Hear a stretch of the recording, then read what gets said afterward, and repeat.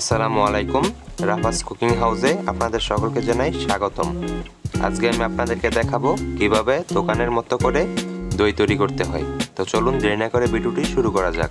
দই বানানোর জন্য আমি সর্বপ্রথমে নিয়ে নিচ্ছি 1 লিটার গাভীর খাঁটি দুধ।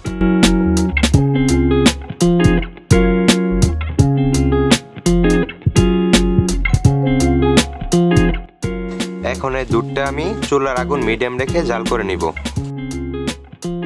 এখন আমি দিয়ে দেব দুধের মধ্যে চিনি।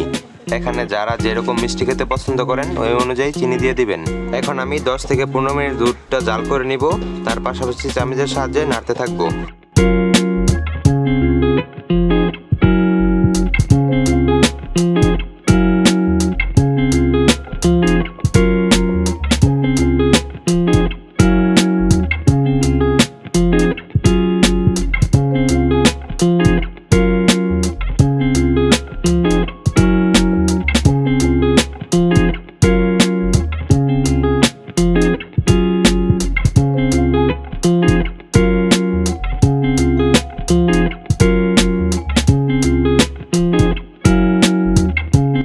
জাল দিতে দিতে দেখবেন দুধ অনেক ঘন হয়ে গিয়েছে, তখন চুলা থেকে নামিয়ে নেবেন।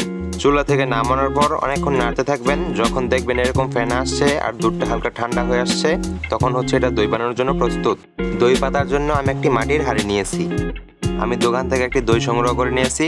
যেই পাত্রে দই পাতবো ওই পাত্রের মধ্যে একটু দই দিয়ে দিব, তাহলে হচ্ছে দইটা খুব সুন্দরভাবে পড়বে। আমি সুন্দর করে 4-5টা ছড়িয়ে নিয়েছি। আমার দুধও প্রায় ঠান্ডা হয়ে এসেছে, ফেনাও হয়েছে। তো এখন হচ্ছে আমি পাত্রের মধ্যে দুধটা ঢেলে নিব।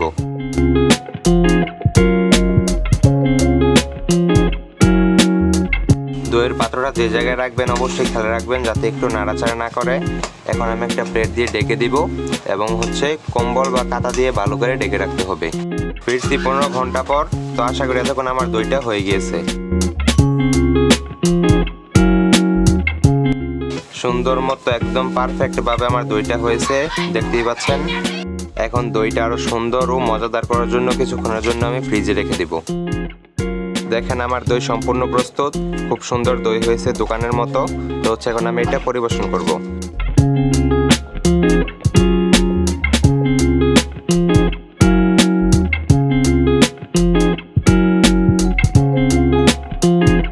ভিডিওটি ভালো লেগে থাকলে একটি লাইক দিয়ে দিবেন, আর নতুন নতুন ভিডিও পেতে চাইলে আমাদের চ্যানেলটি সাবস্ক্রাইব করে পাশেই থাকবেন। ধন্যবাদ।